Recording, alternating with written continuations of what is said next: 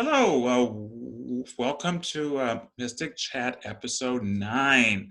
And today we're going to talk about misunderstood gods. Um, and we're actually branching out a little bit. So you can now find us on YouTube, on iTunes, and soon to be, hopefully, really soon, you'll find us on Spotify as well. So you can listen to us on the treadmill or on a bicycle ride or wherever you listen to your iPods. So I want to introduce our presenters. I'll start with myself. I'm Chris Allen. I am an ordained minister with the Fellowship of Phoenix. I'm also a author with Mandrake of Oxford and also with books. I am a pagan magical teacher and now a iPod presenter apparently. So with that, I'm going to go into Luke. Luke, why don't you introduce yourself and tell us about who you are? Hey everybody, I'm Luke Babb. I am a hard polytheist who writes for The Wild Hunt. I'm also a member of the Troth and the Fellowship of the Phoenix.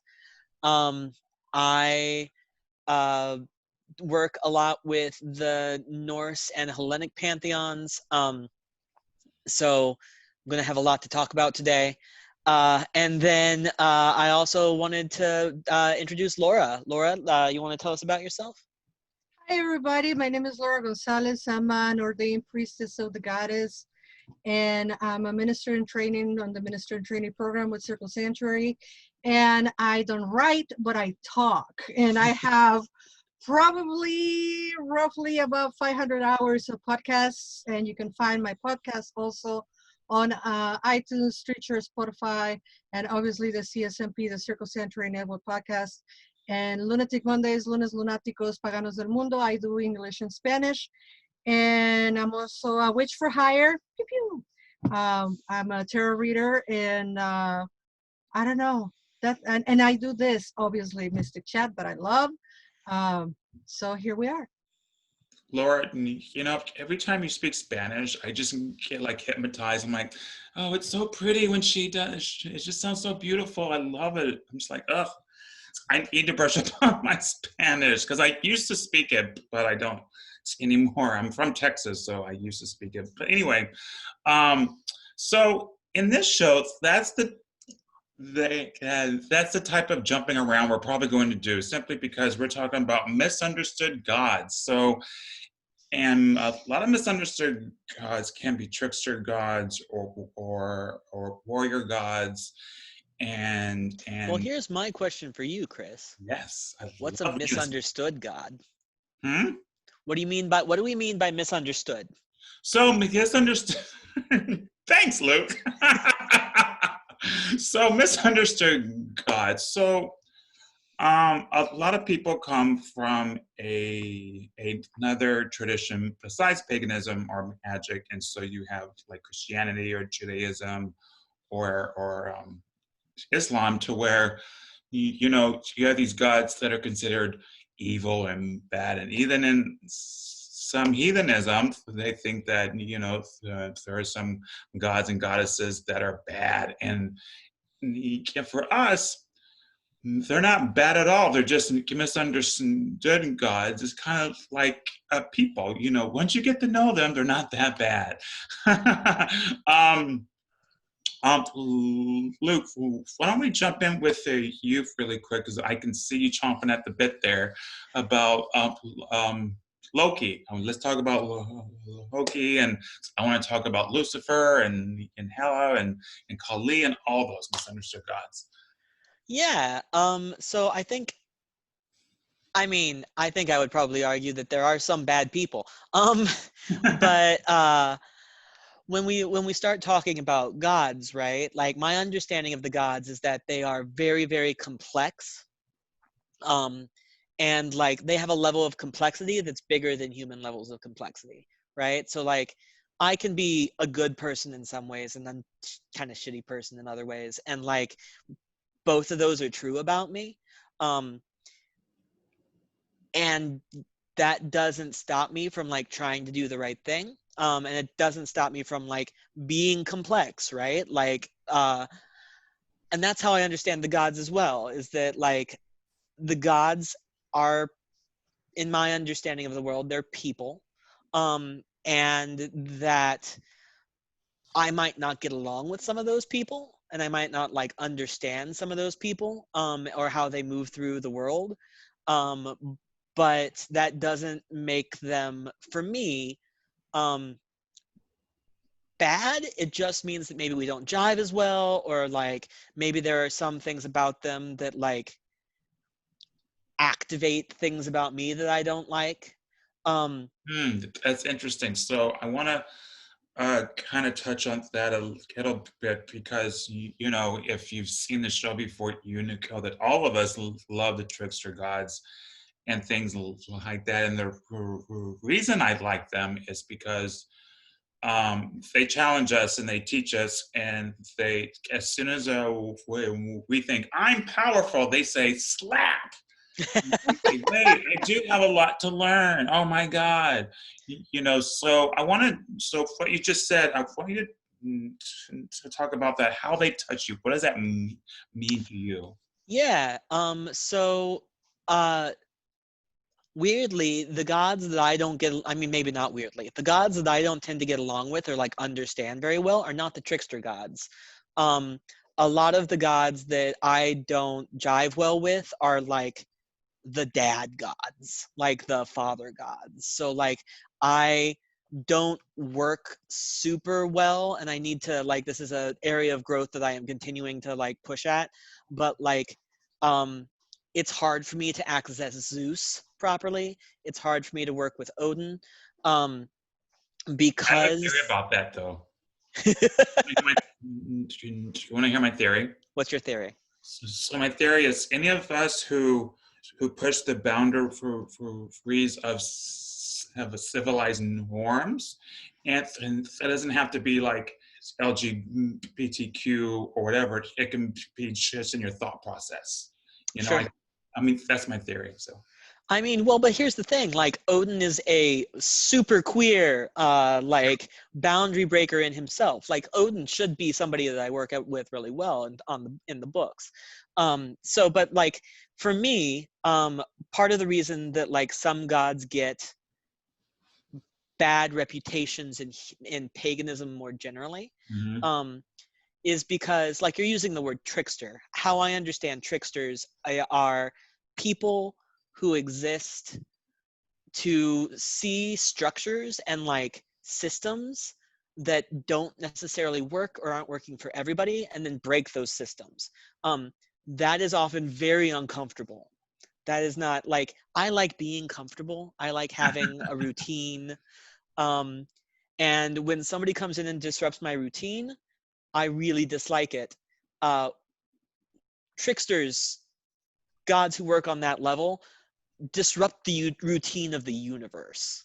Oh, Um, and like shake you up and move you into a different place. And that is, in my experience, very seldom fun.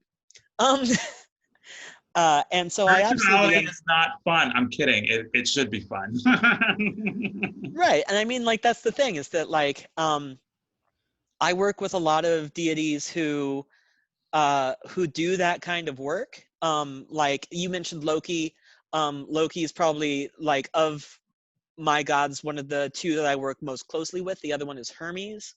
Um, I also work a lot with like, not as much, but I also have like Dionysus on my altar. I've done work with Odin in the past. Like these are all gods that like are there to fuck up your day. Um, and uh, like I am aware that doing that is like signing up for a life of being mildly to moderately uncomfortable forever. Um, No, but you get, strangely, you get used to being uncomfortable, so it becomes normal, and I'm putting air quotes up, normal to be uncomfortable. Like for example, you know, I came to Chicago when I was 22 and broke, and I had a crappy apartment, and I had crappy boyfriends, and I had crappy this, and this happened, and that happened, and drama. And it's one of those things to where, or maybe it's that I'm 45 now and not 22. It's just that instead of freaking out every time I'm uncomfortable, I'm just like, okay, I have to deal with this. That's okay. But then I have the added thing of saying, okay, so what opportunity is the gods or the universe trying to show me? What can I see? Because I don't like humdrum. But I don't like too much excitement either. I'm not a thrill seeker by any means. So it's one of those things where I'm like, okay, man, yeah, maybe all this. You know how they say like one door closes and another one opens. So I have that mentality of, okay, so the gods are screwing with me. Pour my offering, blow up this, blow up that. Make everybody happy, and they're like, okay, what's the opportunity here? you know Yeah, and like I think that's really the key to it, is understanding that, like, for me, I'm not just signing up because I like being uncomfortable. I'm signing up because that discomfort is what helps me grow, and that's how I get my lessons most clearly. right. And like for me, like you mentioned Loki. Yeah, Loki is a god that has a really bad reputation in certain areas of heathenry. I would argue because he's very straightforward about like when systems are broken, like making sure you see it and making sure that no matter how much you like that system, no matter how attached you are to that system, no matter how much you would rather not, pushing you to be better, and pushing you to grow. And like that's not fun sometimes, often, but it is, like, it's definitely something I signed up for, and like I'm very grateful for. Like those lessons are great for me. Have you ever had those moments to where you're like, you're going through something, you're like, crap, I know I signed up for this, but God, just give me a minute. Yeah, they usually come in like waves for me. So I'll get like a whole bunch of lessons in one wave, and I'm always aware when it's happening because I'm miserable, and I'm like, I know this is important, but can I just have a week where I can lay quietly? No, you cannot. No. Yeah. Piggybacking a little bit into that, I've been working with Goddess Fortuna since I was like very, very young, probably 7 or 8 years old. And a man, I remember it was a man. Who was it? I don't remember.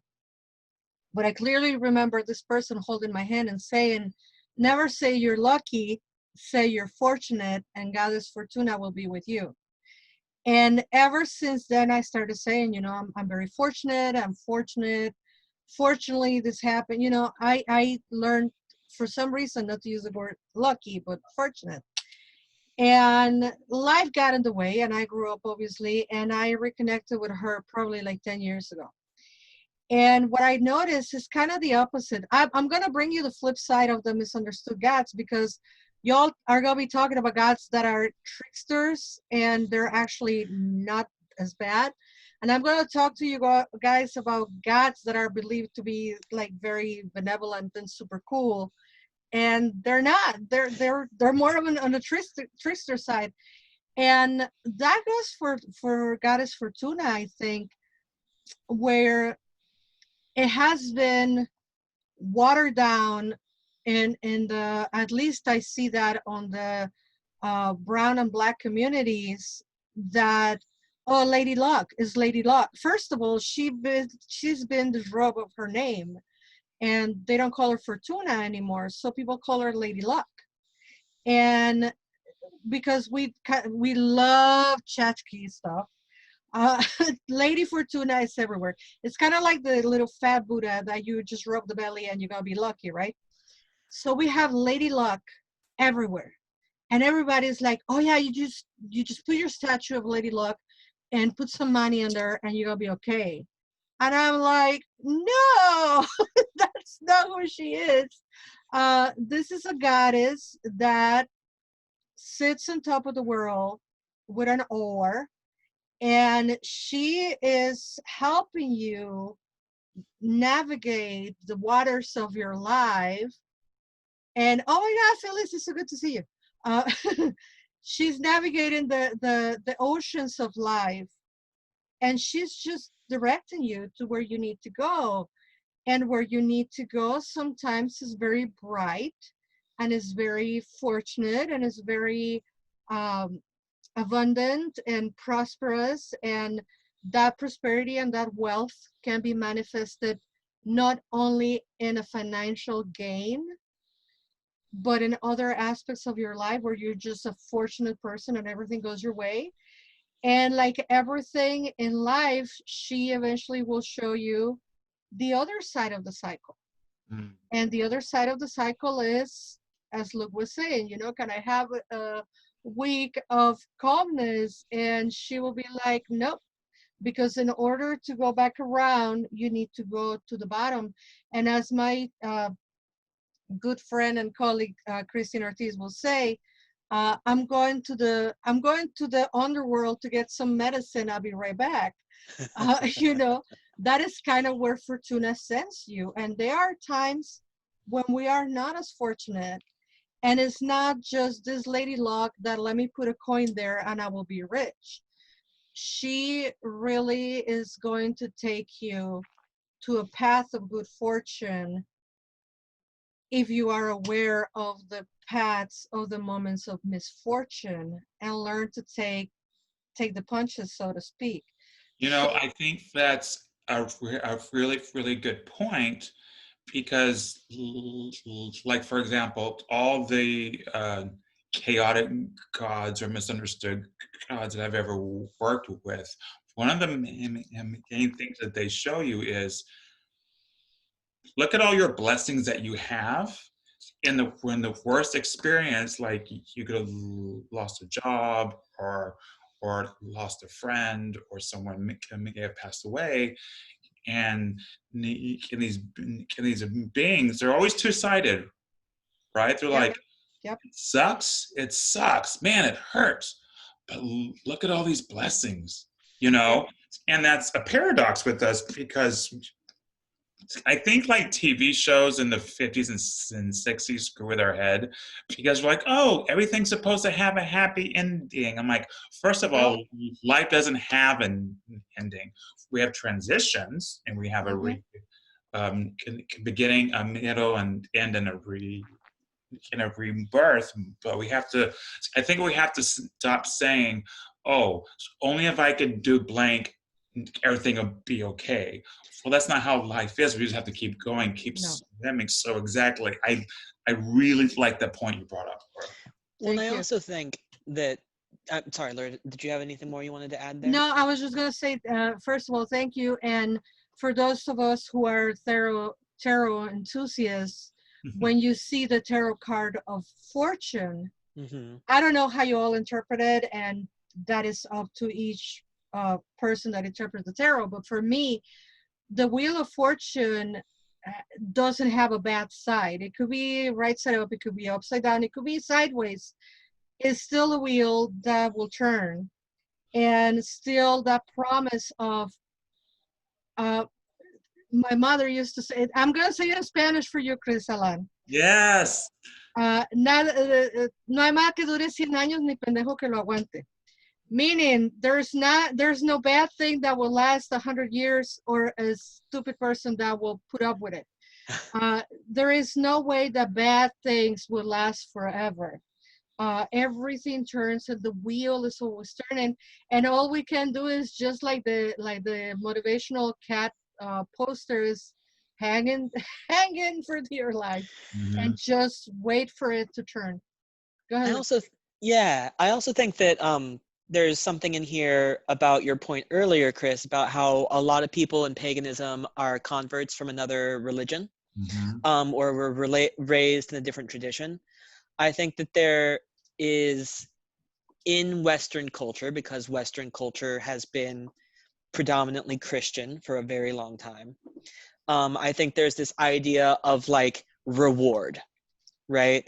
You go through the shitty thing, aka life, you end up at the end and like you get a good thing.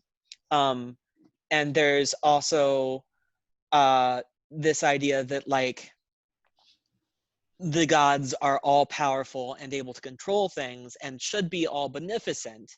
So like there's this whole question, right? I'm seeing your face, Laura, that Yeah. but there's this whole idea that like I used to, back in the days when I was like reading a lot of Christian theology, I read a lot of questions about like, why does pain exist? Why do bad things happen in the world, right? And like there's all sorts of like very interesting contortions that you can bring yourself to if you believe, one, that God can control everything, two, that God wants the best for you, and three, that pain exists. Like you can do all sorts of weird like finagles from there. But I think that even when we convert and we move into like a polytheistic worldview where the gods aren't all powerful, we still kind of bring this idea that like things should be good if the gods like you, and if something bad is happening, you should get a reward for it, or like things will get better eventually. I think it's a lot more complex than that. I think that the world is super complex and bad things and Absolutely. good things can Yes. happen at the same time, right? You know, and that token, just a little remark of where Mexican culture comes from. Me being Mexican, I have to, of course, talk about it. The Mexica people, the Mexica Tenochca people, or ancestors, what you all know as Aztecs, they did not have a word for bad. They have a word for good and not so good. Literally, there was no word for this is bad. So that is more of a Christianized concept of reward and punishment. And I don't think, in all honesty, whether you are a polytheistic or archetypal type of pagan or whatever, or minimalistic or whatever, that's not the word minimalistic. I'm thinking of another word and I cannot find it. I got you. Go on. Animist.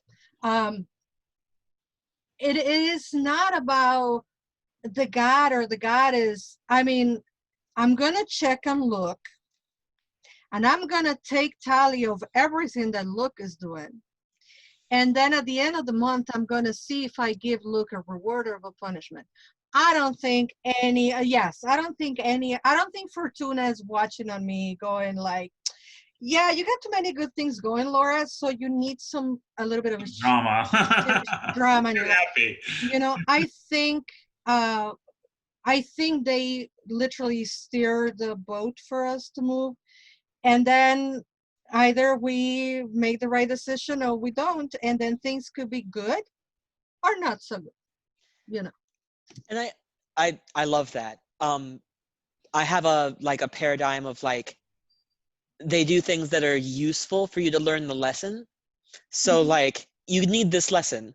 Here's a way to learn it. That didn't work for you? Here's a slightly less cool way to learn it. Did that work for you? No? Okay. But there's also, I think, and I mean, this is a controversial statement. Fight me on this, right? But Chris, when you say like misunderstood gods, what I hear there is gods that teach hard lessons, and people with internalized Christianity, this model of like good to bad, are like, oh, that hurts. That's bad. Right. This is a bad god. Do you guys think that's fair? Does that fit your experience? So it figures in my observation to my own personal experience, but in my observation of others, yes. Because what happens is that there's this whole thing about don't. We touched on it at the beginning. Like, don't upset the norm, don't upset tradition, and I love upsetting tradition, and not that I want to change it necessarily. I mean, some traditions I do want to change, but like so for example, I work a lot with the Lakota. We talked about that before, but there's one time, and and every chief who does his ceremonies does it completely different, and I am used to a more modern understanding of the teachings, I guess you should say, because that's how my teachers taught me, but all my teachers were women. But this one chief, I is custom carried to help, like, for example, put the sweat lodge together and pick up the rocks and the firewood. And so I say, hey, I'll go and get the water for the sweat lodge. And he was just like, no, you can't do that because you're male. And I'm like, oh, you never met me before, clearly. And I didn't say that because I believe in being 100% respectful. And I was just like, but I do know how to gently challenge that. Meaning, oh, okay, so where does that come from? What does that mean to you? Because I'm trying to learn. And I try to be respectful when I ask, oh, because, water's feminine, so therefore only women. And so, of course, all the girls, they're actually younger than me. They're like 25, 30, and they're like, what? I got so happy. I was like, feminism. But anyway, so I was just like, so what have you done if you're gay? Then what? Well, and this is what he said, because he was trying to expand his mind, but I was being the misunderstood entity there. I was. And he was like, wait, I don't understand. I'm just like, so, but what if I'm feminine on the inside, but just looking on the outside? How about that? And he was just like, he didn't know what to do. And of course, some woman goes, oh, I'll just get the water. But I'm like, and here's me, I'm just like, the feminist in me really hates that.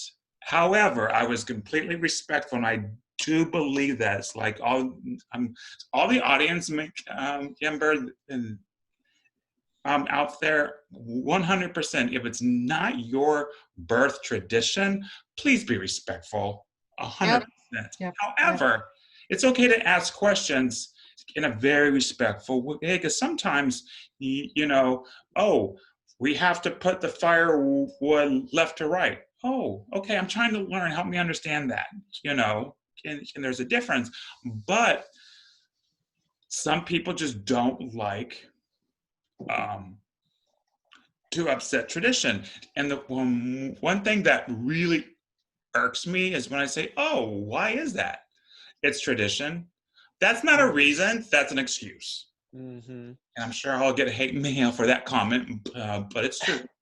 It's okay to say in our tradition, we believe the water needs to be handled by a female because of this reason, that reason, and that reason.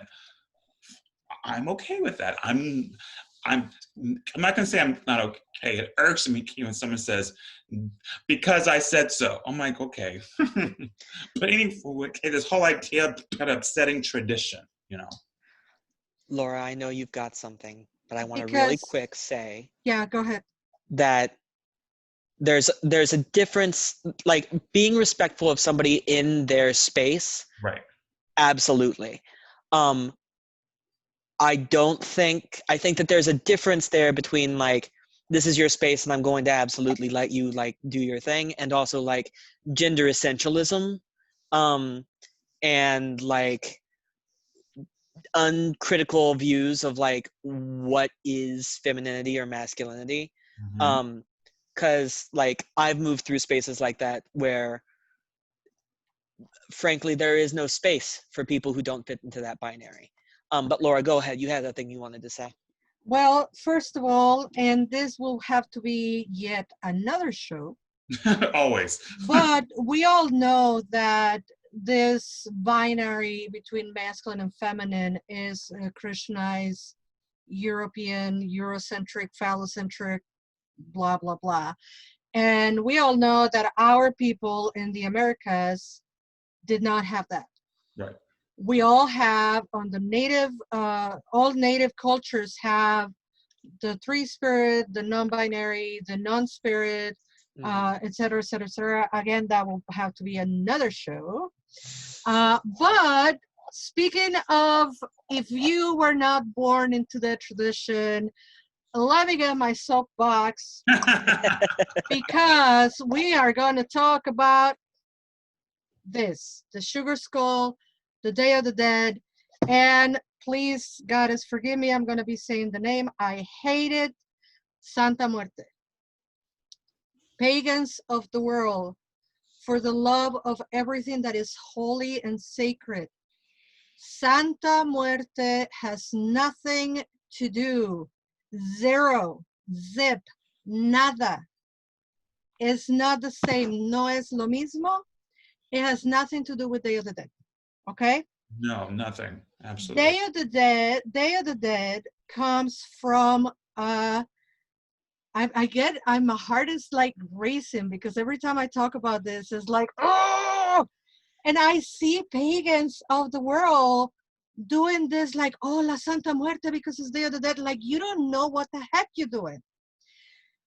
So let me tell you about Day of the Dead. Day of the Dead is a tradition that is about 2,500 years old, and come to my workshop. It's a 3 hour, it's a 32 years of research and investigation, and believe me, it's a Mexica Tenochca tradition, and it has nothing to do with modern times. It's been modernized, and it's been part of the world now. And by the way, on a side note, if you're going to celebrate Day of the Dead, if you're going to wear sugar skulls, and if you're going to keep loving the aesthetics of the Mexican people, please also be there for the struggle. Thank you. That's one thing. Now let me tell you who Santa Muerte is. Santa Muerte is not Mictlantecuhtli, is not Mictecacihuatl. Mictecacihuatl is the goddess, the Aztec goddess of the underworld. Mictlantecuhtli, Mictecacihuatl, she has two names, and it is a goddess that describes the process of birth, growth, death, and rebirth, right? Is the process of life, and it has to do with the biology of our body, et cetera, et cetera. I have tons of podcasts and audios where I talk about that.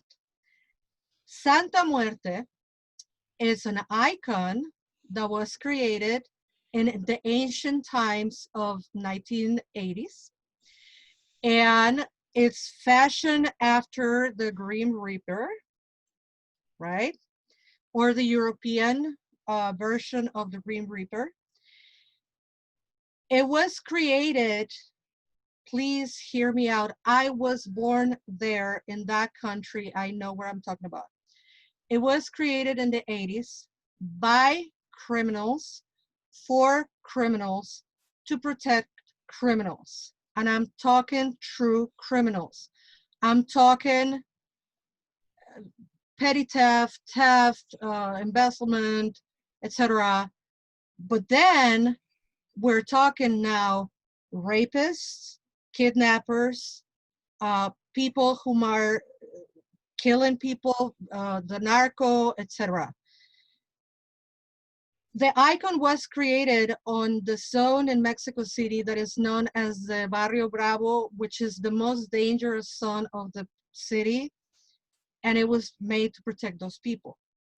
So if we give Santa Muerte the benefit of the doubt and we say, you know what, everybody deserves to have a God, everybody deserves to have protection, even criminals deserve to have protection. Fine, let's give it the benefit of the doubt. The icon, in my opinion, is an egregore because it was created by people. Mm. But what do I know? The icon has been taken by the narco culture, the drug dealers, etc. And drug dealers have given it so much of that energy of really violent crime, especially, let me emphasize, especially crime against women. Mm. So when I hear pagans, neo-pagans, love and lighters, lovers of the Day of the Dead, saying that Santa Muerte is a dark goddess, interpret what I'm projecting with my eyes, because I am not going to say it. It's not a dark goddess. It's not a goddess. It's an egregore. It was created in Mexico to protect criminals. And I think if you are not from the culture, I don't think you should be sucking your feet in something that you don't understand so deeply. But to each their own. I worship Roman gods and goddesses, so I'm here biting my own tongue. What I'm saying is, it's not related to Day of the Dead. It's not a dark goddess. It's not the goddess of Day of the Dead. It is like the swastika. The swastika was related to the movement of the sun and something beautiful, until it was kidnapped by this psychopath who killed people just because they were different from him. And now we see a swastika and we don't think, oh yeah, the sun, Yeah. you know. So the same goes for this icon. And last, to end that so I can breathe and let my heart rate go down. Even if you give it the benefit of the doubt, it has that energy, and it is an apology to rape and murder. So please, can we not say, if you want to worship it, if you want to work with it, go for it. Its followers say that they're afraid of it. And I am not afraid of any of the gods that I work with. They're my buddies. But even their followers says that they're afraid of it. All I'm asking people is please stop comparing that or saying that it's a goddess or that it has to do with Day of the Dead, because it does not. And with that, let me get off my soapbox. Well, I think also that there's like, I think that that's a really good illustration of a line that exists. I'm not really sure where the line is, especially because like I'll be real, I'm afraid of some gods. Like gods are, in my experience of them, what's the bumper sticker, you know? Do not meddle in the affairs of dragons because you are crunchy and taste good with ketchup. Like there are some gods that like might like you just fine, but if it is more pertinent to their goal that you not be around anymore, that's gonna be fine too. Like I have like it, people are complicated, and you can have complicated relationships with them. I think there's a big difference between that and like gods who teach hard lessons and gods who have their own motivations versus like you're saying, a spirit that was created for a specific purpose that works with specific like very violent tendencies. Yep. I wouldn't classify that as a god either. Yeah. And I think that there is, I don't know, I go back and forth about like spirits that are dangerous versus like spirits that are not human shaped and not interested in human morals. Well, see, Right? now that's where we have human arrogance, because we think that everything revolves around us. And I remember, and frankly, I blame the Bible for that. I do. I blame Christianity, because I can remember as a young, so when I was in like grade school, junior high in the 80s, I can remember watching like I'm big into astronomy and astrophysics, and and when you would watch shows about are there extraterrestrials? Can I remember the quote unquote scientists saying, well, it's really hard to tell because the Bible says, okay, the Bible actually never said that you're the only people. Right. Never did it say that. It's human arrogance. It just assumes that we're the only people. And it used to irritate me. Well, it is all about our soapboxes today. But anyway, so like so the gods or God or whoever gave this entire universe for just like 3 billion people, really? Okay. But anyway, and so one of the things I've always learned through all my teachers, my pagan teachers, my witchcraft teachers, ceremonial magic, shamanism teachers, all of it, they all say the same thing. Do not work with the spirit you don't know. Mm-hmm. Do not do it. That's not saying you can't do it. It's just saying that before you start saying, oh, hey, blah, blah, blah, who I can't even pronounce, and I'm probably not even saying the name correctly, come do my bidding in that spirit. If he or she or they, whoever is interested in speaking with you, he was probably bored and thinking, I'm going to screw with them a little bit. Because one of the things that I am hardcore about, I don't care if it's Athena or if it's Mercury or whichever god or happy goddess. You have to research them. You have to have a relationship with them. And sometimes a relationship is simple as saying, hey, Eris, I've never worked with you before. Here's an offering. Are you willing to work with me? Great. Mm-hmm.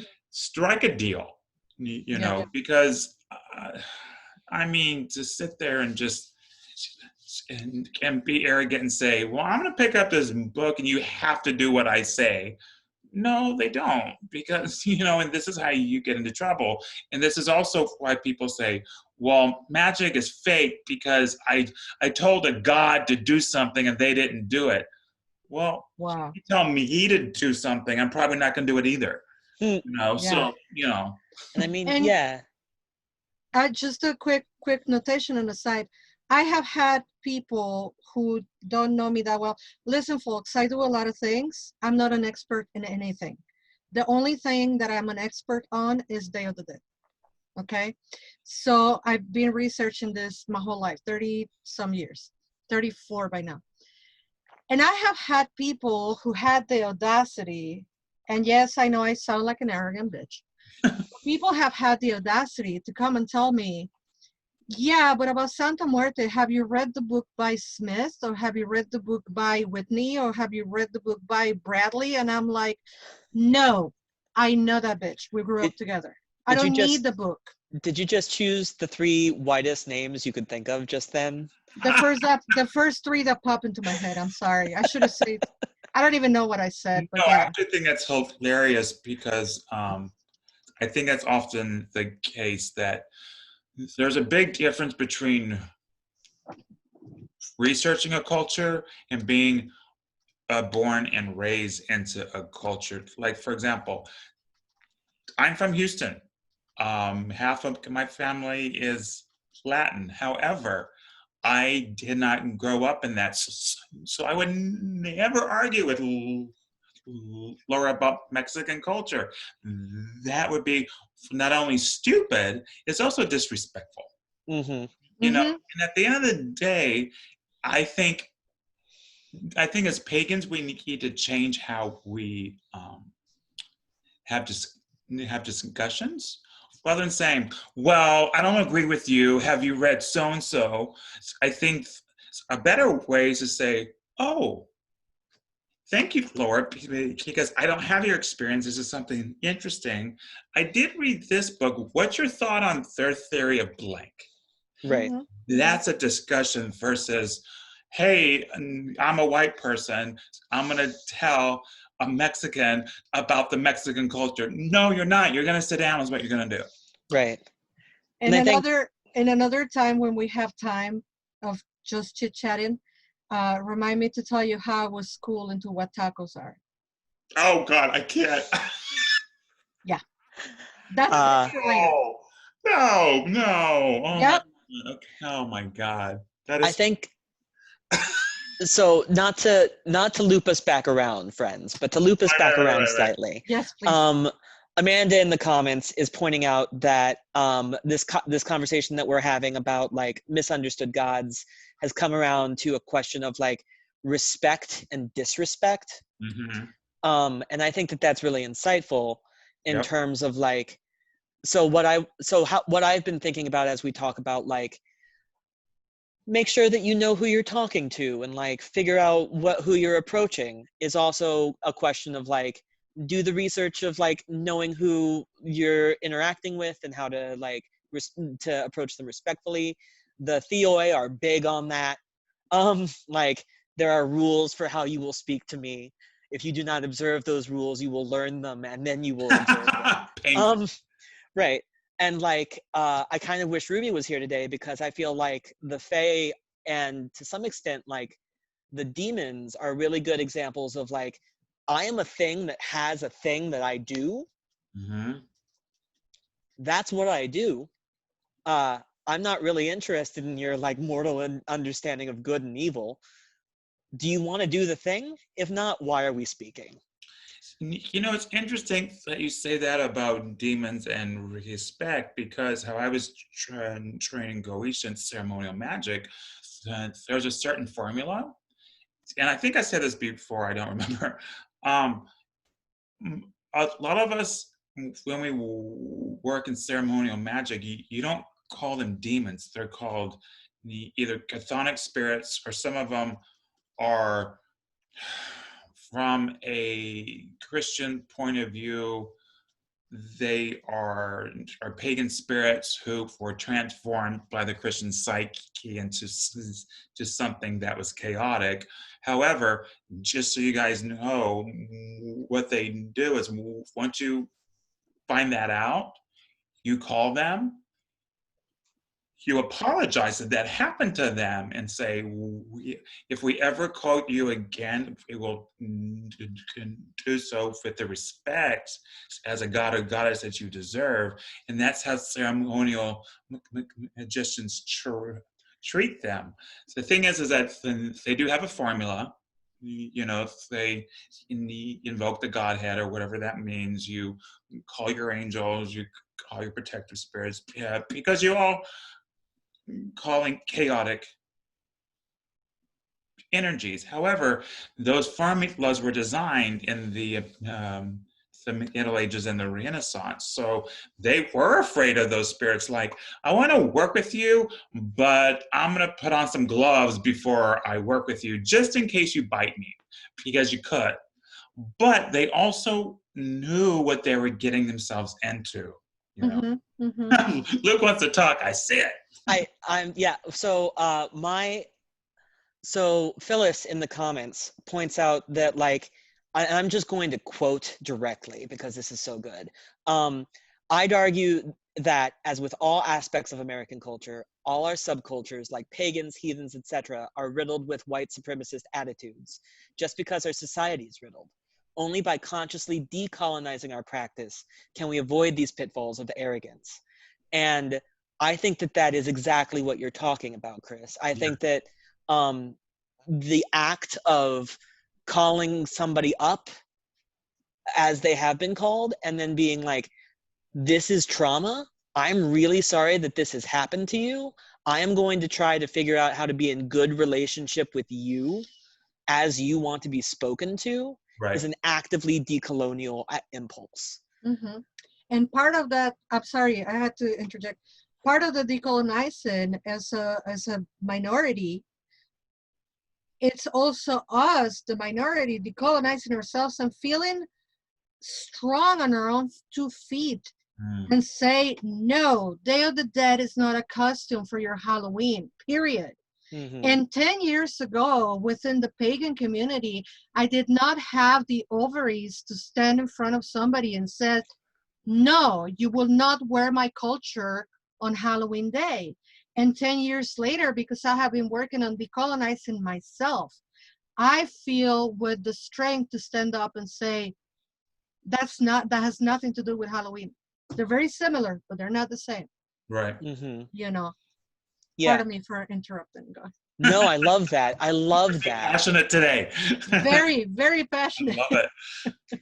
I think for me, the the issue here, the thing that I'm not sure about, like, is that first summoning, right? Like, I'm going to use the name that has been imposed upon you, and the like Western ideals that have been like Right. used to trap you, in order to get into better relationship with you. Well, there is a Something there theory, feels. though.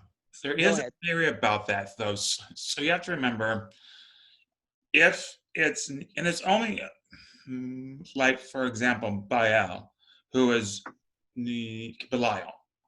I mean, clearly that's, it doesn't take a rocket science. So there's a theory in ceremonial magic that years and years of that uh, a conjuration has kind of colored um, their energy. And so for us as a modern magicians should try to declutter them. So for example, it's like, oh, yeah, I'm so sorry that I put that chain on you. Allow me to take that off. And I apologize.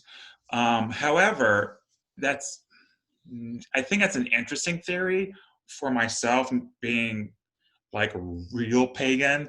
So I mean real pagan. I don't mean true pagan. I mean like hard down to my soul pagan. Um, I would call Belial how he's used to being called as a god in his own right and things like that. But it's an interesting conversation for another day about how society views have put on chains and thought forms on top of gods. Like, for example, Artemis and Diana. Diana, she's my patroness and she's on my altar, and I have researched with her extensively. She was also, among her many other titles, a patron of thieves and homosexuals. Hmm. The reason? Well, when you hid from the authorities in like Italy, you hid out in the forest. She's the goddess of the forest, so you're gonna run into her sacred shrines and things. So it made sense that, oh, if I'm hiding from the law, I'm gonna honor Diana of the forest and things like that. It doesn't mean that she condoned it. It just means that she was like, And there is a big difference between I'm a thief that I have to steal because I'm hungry and I have mouths to feed, right. so I'm going to hide in the forest. Then I have a cartel and I need more millions to keep breaking the law, so I'm going to worship blah, blah, blah. So, I mean, because Mercury is also a god Of the for thieves Yep, and yep, yep. tricksters. Yeah. I know. And yeah, I also think that there's room for both of. I think that there's room for people to work with both of those aspects. Like, I work with Hermes. Um, Hermes is the god of so many things, like the ultimate entrepreneur of gods. And I love him dearly because of that. But also, like, I am very aware that like people can call on Hermes for like shit I would not think was on the level, and he'd be like, yeah, like this fits Whatever. into my right. This is still within my purview. um and like, I guess that sort of, I just want to point again to like the morals that the gods are operating by, or like the standards that they work through, are not always the same as human morals. um I think that there is something about like right action in there somewhere, but I can't figure it out. And I don't think it's the same for all gods. Like, I think that what Athena is going to say is the right thing to do is going to differ significantly from like what Poseidon would say is the right thing to do. At the end of the day, when it comes to that, because for my own spiritual practice, I don't have morals, I have ethics. And the difference is morals is something that a higher organization or a church says you have to obey, whereas ethics says these are my own personal boundaries that I follow for myself. And I think with all these gods and things that you can work with the most scariest, misunderstood, darkest, whatever God. But at the end of the day, they have their own ethics and what that is for them. And so do we. And before we do anything with a god or goddess or an entity,